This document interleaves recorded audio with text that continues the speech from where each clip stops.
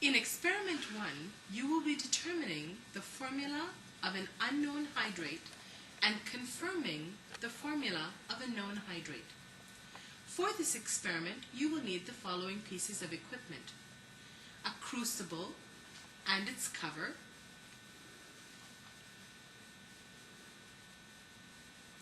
a clay triangle,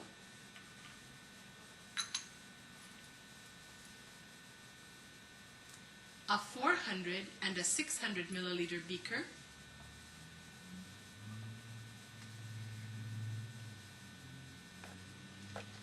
two pairs of tongs, one with red plastic tips and the other with plain metal,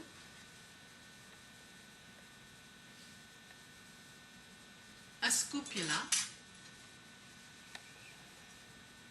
a Bunsen burner and a hose,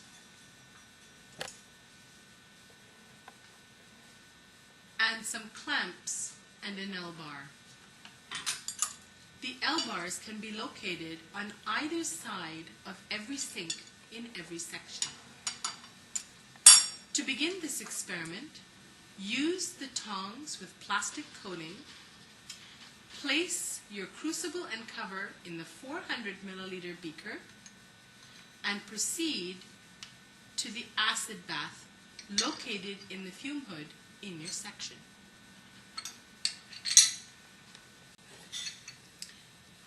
Using the tongs, carefully transfer the crucible and the cover to the 6 molar nitric acid bath located in the fume hood.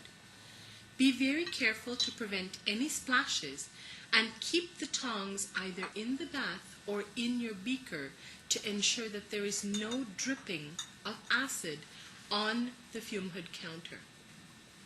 Allow the crucible and cover to remain in the acid bath for approximately 60 to 90 seconds.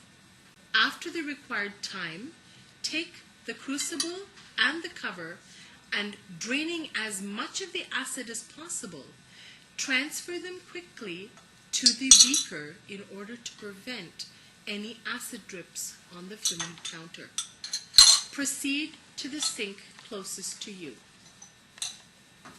Rinse the crucible and cover with distilled water at least 3 times, taking care each time to ensure that the acid that is remaining in the beaker is thoroughly diluted and the crucible and cover are completely free of any remaining acid. Swirl gently to avoid breakage of the crucible and cover.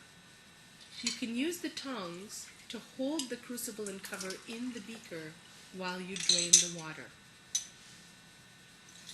Once you have rinsed the crucible and cover 3 times thoroughly, drain any remaining liquid in the beaker and proceed back to your bench.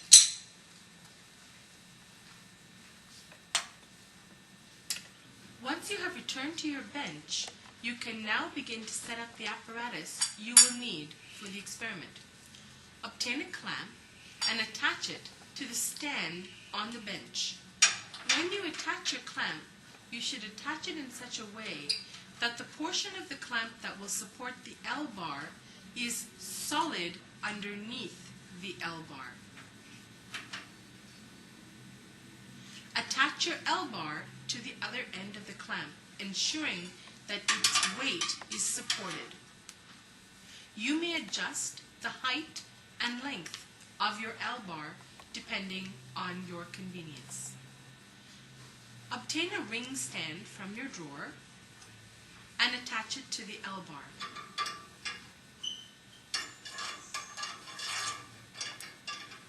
Again, you may position this to suit your height requirements.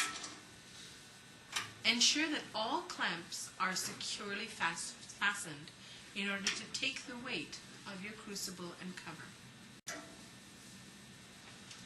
Take the clay triangle and place it on top of the stand.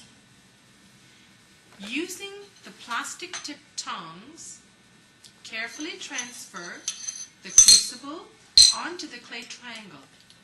Place it at an angle so that when the steam evaporates, it will be able to escape.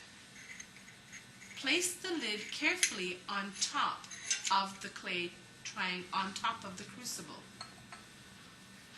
You may rest the lid on the clay triangle at an angle. Attach the hose to the Bunsen burner base and attach the other end of the hose to the gas line located on your benchtop.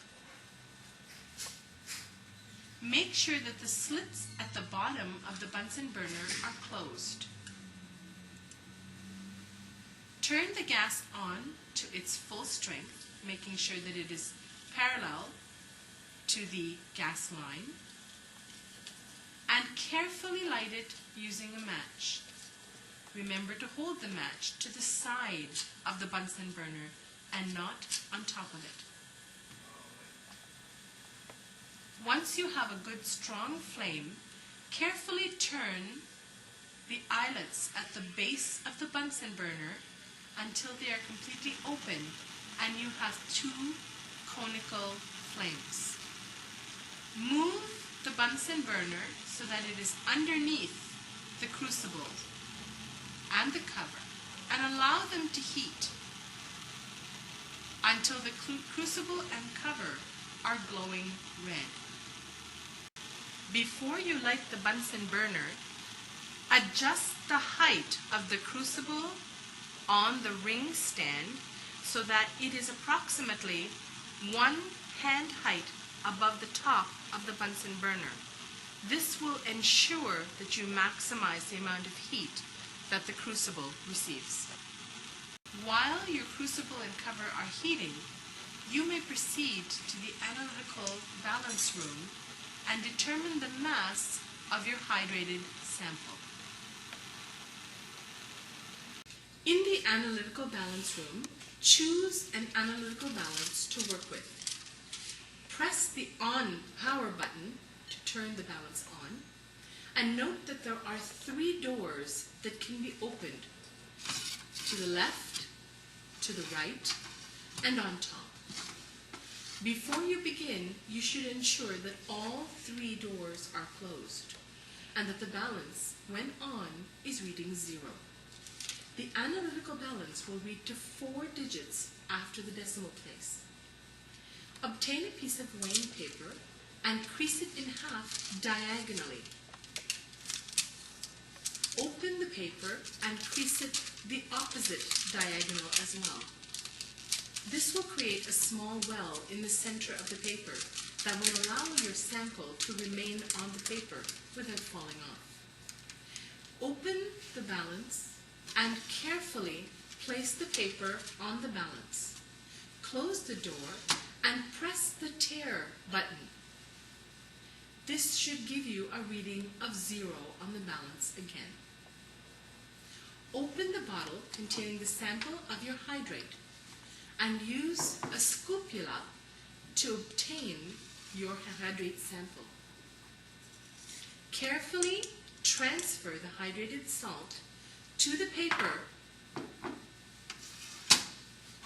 until you have obtained a mass that is in the specified range. The range that is required is provided for you in the lab manual. When you are within the accepted range, close all the doors, wait for 30 seconds, and note down the mass of your sample. Once you have done this, you may remove the weighing paper containing your sample.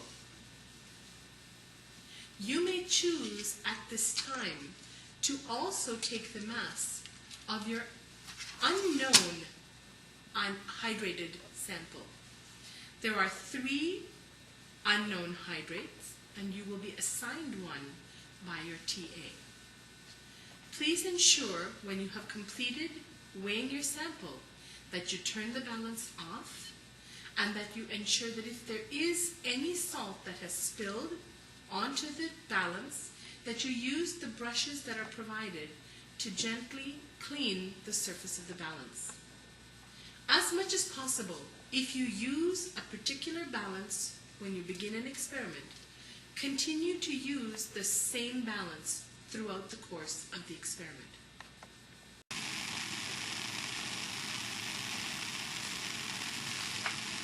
Allow the crucible to heat until it is glowing orange for at least 2 to 3 minutes. Once the crucible has remained glowing orange for 2 to 3 minutes, you may turn off the Bunsen burner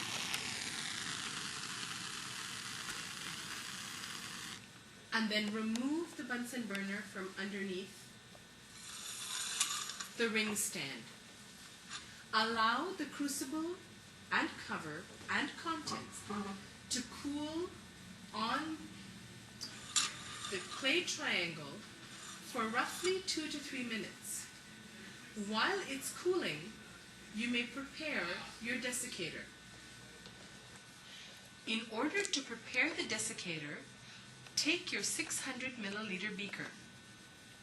Obtain the desiccant, calcium chloride, and hydrate, which will be located on one of the counters. Pour some of the calcium chloride into the beaker, only enough to just cover the bottom of the beaker. Spread it out gently and make sure to cap the calcium chloride again, as it is very hygroscopic. It will suck water out of the air. Take a piece of filter paper and place it gently inside so as to cover the calcium chloride. Take a piece of brown paper, place it on top of your beaker, and using an elastic, close the paper on top of the beaker. This is your makeshift cover. The entire assembly will be called your desiccator. Once the crucible and cover have cooled for 2 to 3 minutes, carefully transfer them into the desiccator, making sure to use the tongs that are not coated in plastic.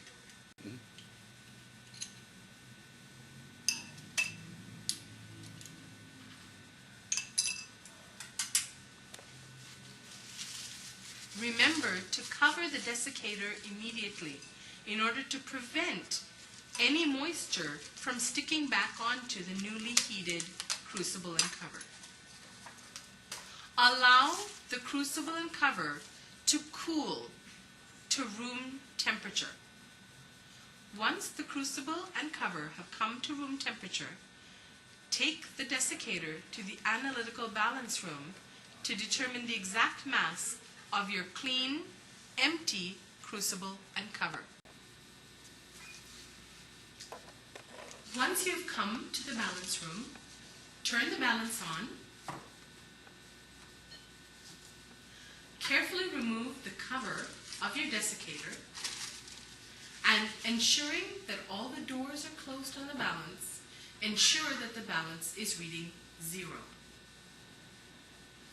Open one of the doors and carefully transfer your heated and cooled crucible and cover to the balance. You may choose to measure their masses separately if you prefer. Close the balance door and note the precise mass of your crucible and the cover.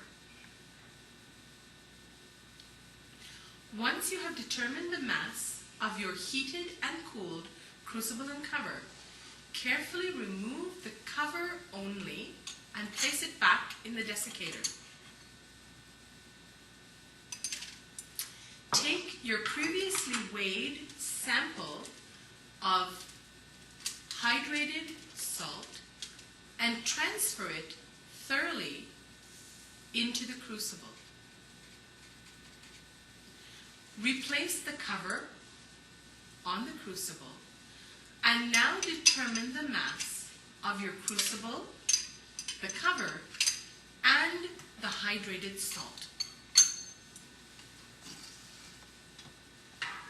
Make sure to note these values down. Once you have taken the measurement of the mass, carefully open the door and transfer the crucible, the cover, and the salt back into your desiccator and proceed back to your workbench.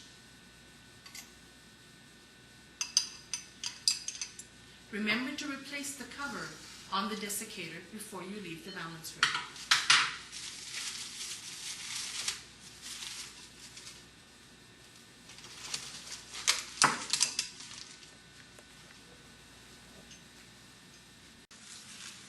Open the desiccator and carefully transfer the crucible containing your previously masked, hydrated, known salt.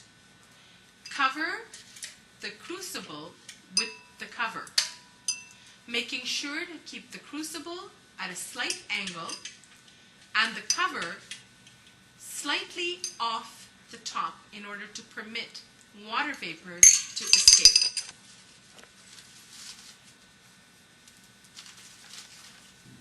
Turn the gas on. Make sure the slits at the base of the Bunsen burner are closed and light the Bunsen burner using the match, remembering to hold the match on the side and not on the top. Once the Bunsen burner flame is lit, open the slits gently until you have 2 conical flames. Place the Bunsen burner underneath the crucible and allow the crucible to heat. It's very important that you heat and observe your salt. You may gently move the flame around in order to ensure that no portion of the sample burns. You should observe that the color of the sample becomes progressively lighter. If you observe that the color starts to become brown or black, immediately remove the heat, turn the gas off, and allow your sample to cool. Once your sample has cooled for 2 to 3 minutes on the clay triangle, you may transfer it immediately to your desiccator using the tongs that are not covered in plastic and allow the crucible containing your heated sample to cool completely to room temperature. Once it has cooled completely, you may proceed to the balance room to determine the mass of your crucible, cover, and sample after the first heating. Transfer the cover to the desiccator and observe your heated sample. It should be white, pale blue, or light blue. But as much as possible, you should ensure that it is not brown or black.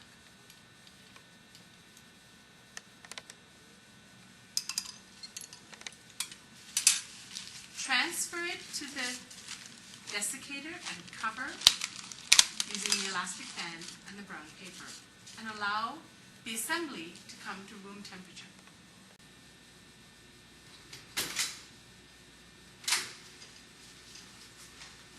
Place the desiccator containing your crucible and heated sample on the counter. Turn the balance on and open one of the doors. Ideally, you should be using the same balance that you used previously. Carefully transfer the crucible containing your heated sample onto the balance. Place the cover on top.